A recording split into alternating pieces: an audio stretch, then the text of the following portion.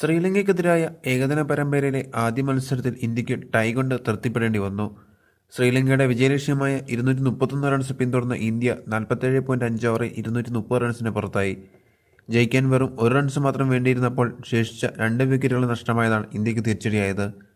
Batting ദുഷ്കരമായ പിച്ചിൽ captain Rohit Sharma ഒഴികെ ഒരു ബാറ്റർക്കും ലങ്കൻ ബൗളർമാർക്കും മേൽ ആധിപത്യം സ്ഥാപിക്കാൻ സാധിച്ചില്ല. 231 റൺസ് വിജയലക്ഷ്യം പിന്തുടർന്ന് ഇന്ത്യക്ക് മികച്ച തുടക്കമാണ് ഓപ്പണർമാർ നൽകിയത്. തകർപ്പൻ അർദ്ധ സെഞ്ചുറിയുമായി ക്യാപ്റ്റൻ രോഹിത് ശർമ്മ തിളങ്ങി. താളം കണ്ടെത്താൻ ബുദ്ധിമുട്ടിയ ശുഭ്മാൻ ഗിൽ 16 റൺസിന് പുറത്താകുമ്പോൾ ടീം സ്കോർ 75 റൺസിലെത്തിയിരുന്നു. രോഹിത് ശർമ്മയെ വെല്ലിലാങ്കെ വിക്കറ്റ് മുന്നിൽ കുടുക്കുകയും ഇതേ രീതി സുന്ദരം മടങ്ങുകയും ചെയ്തപ്പോൾ ഇന്ത്യ പതറി. സ്കോർ 87-3. പിന്നീട് ശ്രേയസ് അയ്യറും വിരാട് കോഹ്ലിയും എന്നിവർ സ്കോർ ഉയർത്തി. തൊട്ടടുത്ത ഓവറുകളിൽ കോഹ്ലിയും അയ്യരും മടങ്ങിയപ്പോൾ ഇന്ത്യ വീണ്ടും പതറി. 132-ന് 5 എന്ന സ്കോറിൽ ഒന്നിച്ച KL രാഹുൽ, അക്സർ പട്ടേൽ വിജയത്തിലേക്ക് മുന്നേറുമെന്ന് തോന്നിച്ച ഘട്ടത്തിലാണ് അനാവശ്യ ഷോട്ടിന് മുതിർന്ന് രാഹുൽ വിക്കറ്റ് കളഞ്ഞു കുടിച്ചത്. തൊട്ടടുത്ത ഓവറിൽ അക്സറും മടങ്ങിയതോടെ ഇന്ത്യ തോൽവി മുന്നിൽ കണ്ടു.